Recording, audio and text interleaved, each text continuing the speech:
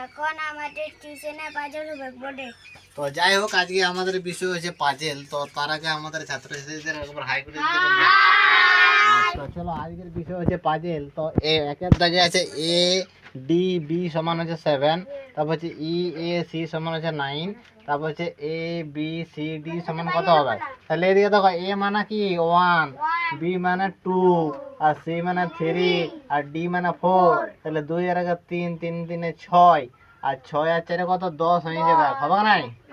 তারপরে এটা দেখো, 2 এর পর হলো 3, 3 এর পর হলো 5, 5 এর পর হলো 8, 8 এর পর হলো 12। তাহলে 12 এর পর কত? তাহলে এটা 1 ঘর বাড়লো নাকি?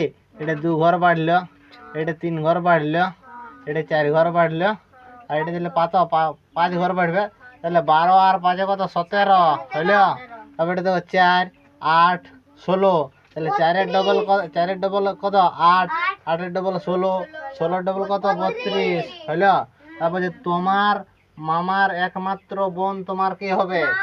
মা হবে। তাহলে তোমার মামার একমাত্র বোন তোমার কি হবে? মা হবে। তারপর এটা দেখো জেড ওয়াই এক্স ডাব্লু, তারপরে এটা ভি হবে নাকি? উল্টা দিকে আসছে তো নাকি? তাহলে ডাব্লু, আর এদিকে দেখো Z X, Z Y X W V নাকি? তাহলে এদিকে একবার মিলাই দেখো, V W X Y Z, বুঝা গেছে? তারপর দেখো একের পর আসছে কি, একের পর এটা 8 পড়ে, হ্যাঁ। তাহলে একের পর হলো 8, 8 পর কত? 8 এর পর 27, 27 এর পর কত 64। তাহলে একের ঘন কত? 3টা একের গুণফল কত? 1। তারপর হচ্ছে 2 এর ঘন কত? 3টা 2 এর গুণ করলে কত হবে? 8। তারপর 3 এর ঘন কত? 27, মানে 3টা 3 এর গুণ করে 27। তারপর 4 এর ঘন কত? 4 এর ঘন 64, মানে 4টা 4 এর গুণ করে 64। তাহলে এর পর কত হবে? 5 এর ঘন, মানে 5 এর মাথায় 3, তাহলে 125, বুঝা গেছে? তারপর দেখো কি আছে লাস্ট নম্বরে, রাত চাঁদ। তাহলে রাতে কি দেখা যায়? চাঁদ। তেমনি সেরকম ভাবে কি দিনে কি দেখা যায়? সূর্য।